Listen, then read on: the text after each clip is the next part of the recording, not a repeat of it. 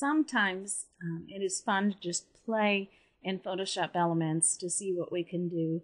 And in playing with the program, we learn how to utilize those tools so we can apply what we've learned to other applications.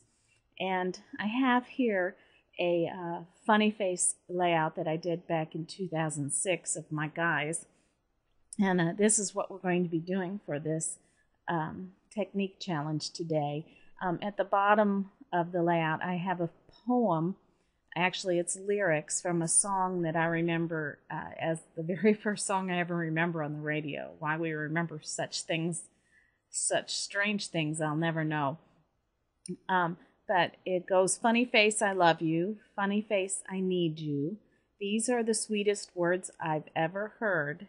Funny face, don't leave me. Funny face, believe me. My whole world's wrapped up in you. And when I went to dig this to look at the lyrics, I found how applicable it was to my really goofy guys, and how true I always say how my world is just wrapped up in them, how much I love them and need my goofy guys. And so I made them a little bit more goofy. And this is what we're going to be doing. So on the top layer here, I've already prepared the original photo of my guys so we can play with it and work with it. First of all, grab the elliptical marquee tool and just make a selection around the face. Make sure the photo layer is the active layer and hit Control J. These are all skills we've learned before. Make sure that photo layer is active again, and we're going to just do it to the next face too. We're going to quickly make these for each of my men so that we can play with each of their faces so none of them feel like they're left out. And so let's go make this first one the active layer. Go to the filter drop down menu, distort, and then liquefy, and it brings up this box. And let me see if I can make it smaller so that it all fits on my recording screen for you so that you can see it. Hold on just a moment here. I'm grabbing this corner and dragging it in and out. Now I can't see my photo. It comes up and looks transparent at first. That's because I'm zoomed in at 400%. You can see down here. If I go back to 100%, you can see my guy is up here. Now, this tool here is the zoom tool. And so I'm going to activate it and just click directly on the photo, and it zooms right in. If I get too close, I'm going to hold down the Alt key, and you'll see that that magnifying glass of my cursor turns to a minus sign, and I can click down and zoom on out. Now, if you accidentally click over here instead, it's going to zoom into that spot, but don't panic if you can't find it.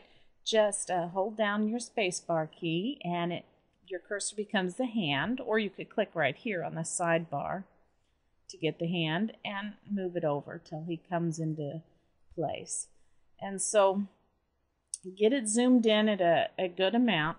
Now let me show you the three tools over here that we're mainly going to use for the purposes of distorting these faces. The top one is the warp tool, and then down here is the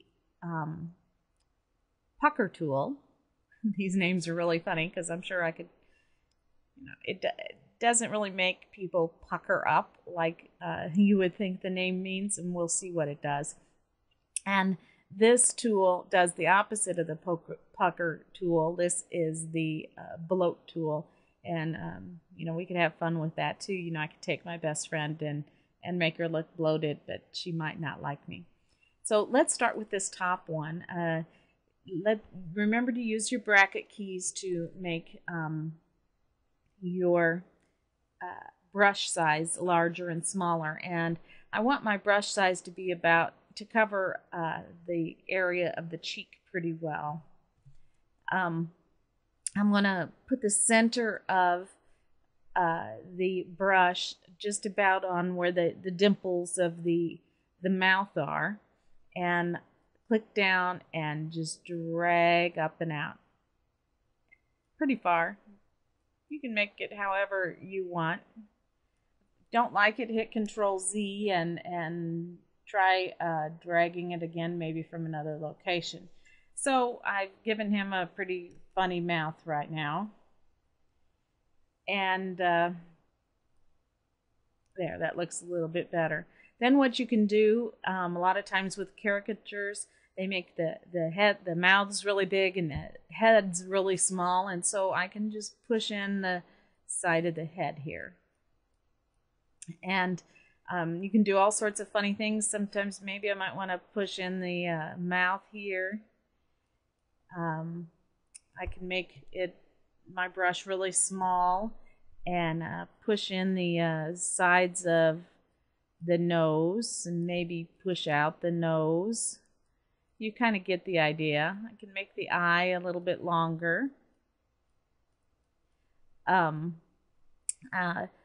make the mouth come down a lot more, so we have some really interesting buck teeth. And you kind of get the idea how quickly you can play with this, and make a mistake, you can always push things back in place too. How quickly you can make somebody look really goofy. You can always, if you want to start over, hit this revert tool and it goes back and you can start over, but instead I'm going to go pick on a different guy. I'm going to activate a different layer, and now that I've already started using the Liquefy tool, it's in the last used filter here at the top of the list, so I can just click on that and it brings it up. Of course, once again, I can't find it because I'm zoomed in so far. There he is. Let's take a look at what the bloat tool does. If you want to make your brush really large, it's so large that I'm zoomed in too far and I'm just getting a crosshair right now, and just click and make the whole thing bigger. Sometimes that's good to do because you want the face to be a lot bigger than the body. And let's go ahead and make this smaller. If you want, you can just bloat his head alone, his forehead, give him a big brain or big hair. If you want, you can, I'm going to make it smaller, the brush smaller. I can just kind of bloat his cheeks. I'll give him all chipmunk cheeks. Okay, so this kind of, you can give him a big nose. Might want to make that brush a little bigger, give him an even bigger nose. And so that's all the picking on him I'm going to do. Let's go on to the next one.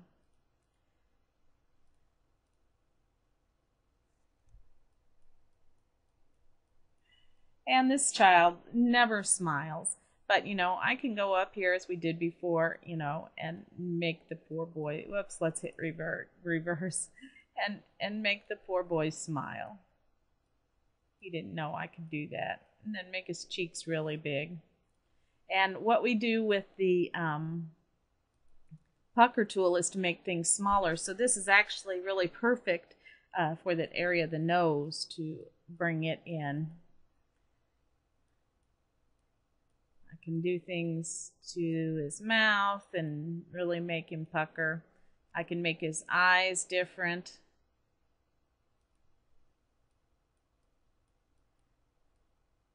I was actually on the bloat tool. There, now I'm making his mouth pucker instead of smile. So make his eyes more Chinese-like so you can see the things that we can do. Let's quickly go to the last guy. I don't know about you, but I'm having fun. It's even fun to play with photos of yourself. Well, now we're on the pucker tool. I'll show you what I can do with old guy's mouth. You can see I'm making it really, really small. That's what the pucker tool does. There we go. The pucker tool is really great for making that area between the eyes of the nose really small.